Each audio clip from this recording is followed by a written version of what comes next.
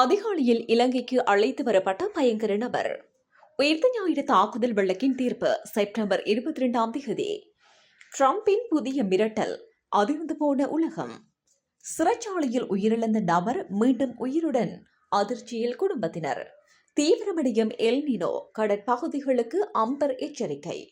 முன்னாள் பிரதானி சுரேஷ் சலீவுக்கு மேலும் 90 நாட்கள் தடுப்பு காவல் உத்தரவு.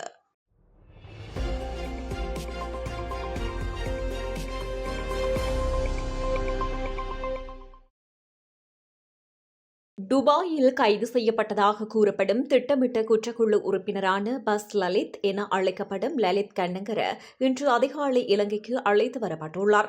ஸ்ரீலங்கன் ஏர்லைன்ஸ் விமானம் ஜூஎல் 226 மூலம் இன்று காலை சுமார் 5:20 மணியளவில் அவர் பண்டாரநாயக்க சர்வதேச விமான நிலையத்தை வந்தடைந்தார்.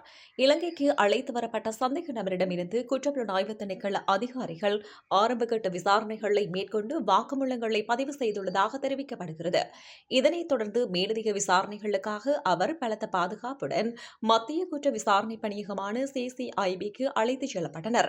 களுத்துறை தெற்கு பகுதியைச் சேர்ந்த 36 வயதான லலித் கண்ணங்கர கொலை, திட்டமிட்ட குற்றச்செயல்கள் மற்றும் கப்பம் கோருதல் உள்ளிட்ட பல்வேறு குற்றச்சாட்டுகளுடன் தொடர்புடையவர் என காவல்துறை தெரிவித்துள்ளது. மேலும் அவருக்கு எதிராக இன்டர்போல் சர்வதேச சிவப்பு எச்சரிக்கை விடுக்கப்பட்டிருந்ததுடன் கொலை வழக்கொன்றில் நீதிமன்றில் முன்னிலையாகாத காரணத்தினால் கொழும்பு மேல் நீதிமன்றத்தினால் திறந்த பிடியாணையும் பிறப்பிக்கப்பட்டுள்ளதாக தெரிவிக்கப்படுகிறது. அவிசாவளை நீதவான் நீதிமன்றத்தில் நிலுவையிலுள்ள வழக்கு தொடர்பிலும் அவருக்கு எதிராக நடவடிக்கைகள் முன்னெடுக்கப்பட்டு வருகின்றன.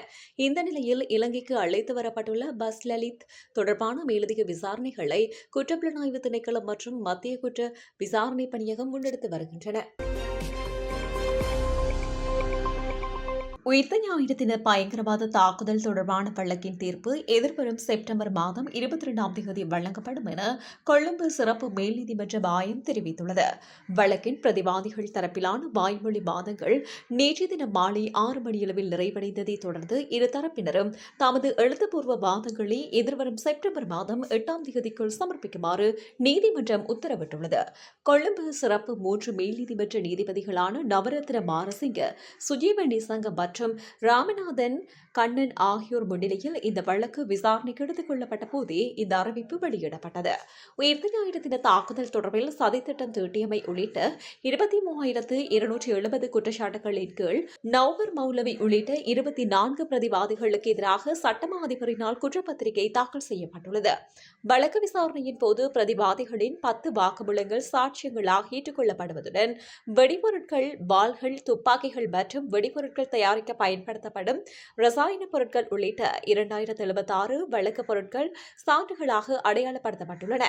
அத்துடன் அரச பகுப்பாய்வாளர் அறிக்கைகள், DNA அறிக்கைகள், மருத்துவ அறிக்கைகள் மற்றும் மரண பரிசோதனை அறிக்கைகளும் சாட்சியங்களாக நீதிமன்றத்தில் சமர்ப்பிக்கப்பட்டுள்ளன.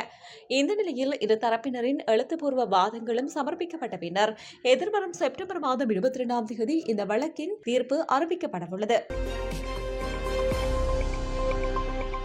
அமெரிக்கா விதிக்க திட்டமிட்டுள்ள புதிய பொருளாதார தடைகளுக்கு வளைகுடா நாடுகள் ஆதரவு வழங்கினால் கடுமையான பதிலடி நடவடிக்கைகளை எதிர்கொள்ள நேரிடும் என ஈரான் மீண்டும் எச்சரிக்கை விடுத்துள்ளது.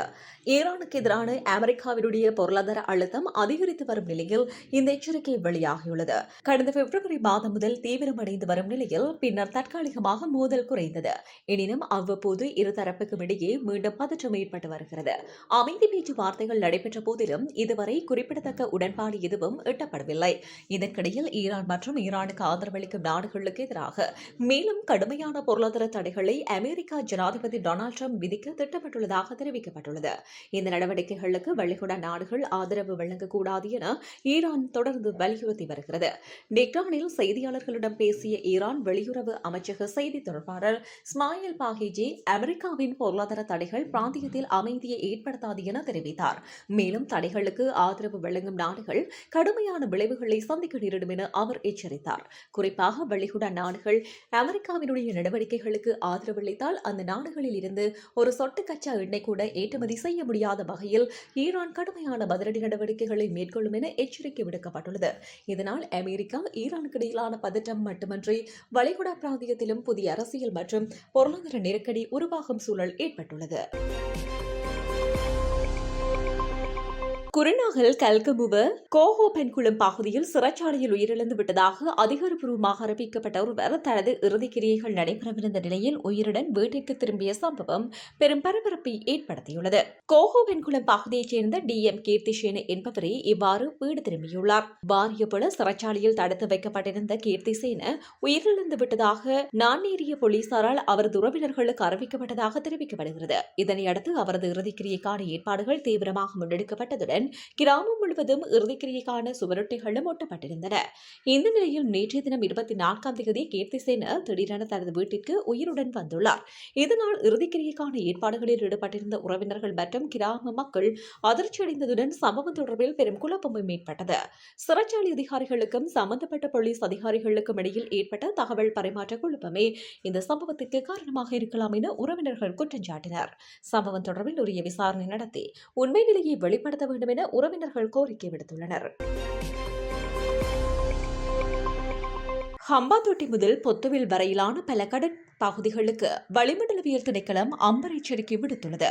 முல்லைத்தீவு முதல் காங்கேசன்துறை மற்றும் மன்னாருடான ஸ்லாபம் வரையிலும் ஹம்பாந்தோட்டை முதல் பொத்துவில் வரையிலும் உள்ள கடற்கரைக்கு அப்பால் உள்ள கடற்பகுதிகள் அவ்வப்போது கொந்தளிப்பாக காணப்படும் எனவும் மணிக்கு 50 தொடக்கம் 60 கிலோமீட்டர் வேகத்தில் பலத்த காற்று வீசக்கூடும் எனவும் எதிர்ப்பு கூறப்பட்டுள்ளது.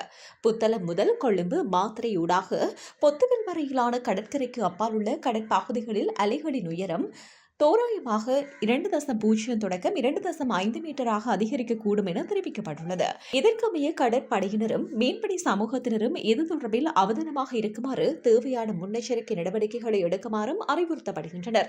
இந்த நிலையில் நாட்டில் தற்போது நிலவும் எல்னினோ வானிலை தாக்கம் காரணமாக எதிர்வரும் அக்டோபர் மற்றும் நவம்பர் மாதங்களில் சராசரியை விட அதிகமான மழைப்பொழிவு ஏற்படக்கூடும் என வளிமண்டலவியல் திணைக்களம் எச்சரிக்கை விடுத்துள்ளது.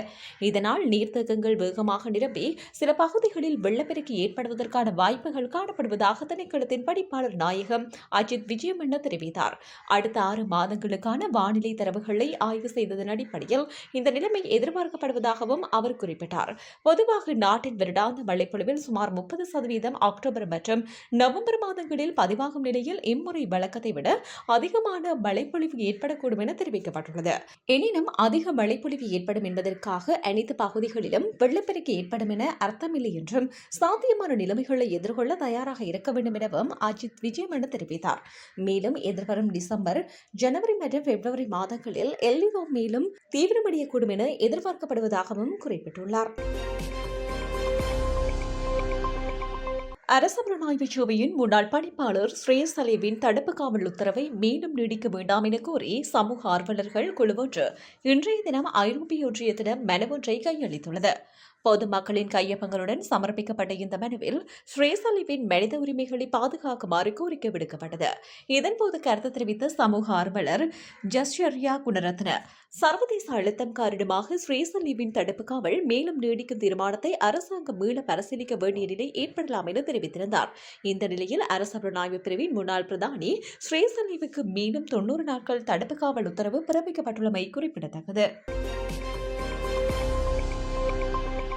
அதிகாலையில் இலங்கைக்கு அழைத்து வரப்பட்ட பயங்கர நபர். உயிர்த்த ஞாயிறு தாக்குதல் வழக்கின் தீர்ப்பு செப்டம்பர் 22ஆம் தேதி. டிரம்பின் புதிய மிரட்டல், அதிர்ந்து போன உலகம். சிறைச்சாலையில் உயிரிழந்த நபர் மீண்டும் உயிருடன், அதிர்ச்சியில் குடும்பத்தினர். தீவிரமடையும் எல்னினோ, கடற்பகுதிகளுக்கு அம்பர் எச்சரிக்கை. முன்னாள் பிரதானி ஸ்ரேசலேவுக்கு மேலும் 90 நாட்கள் தடுப்பு காவல் உத்தரவு.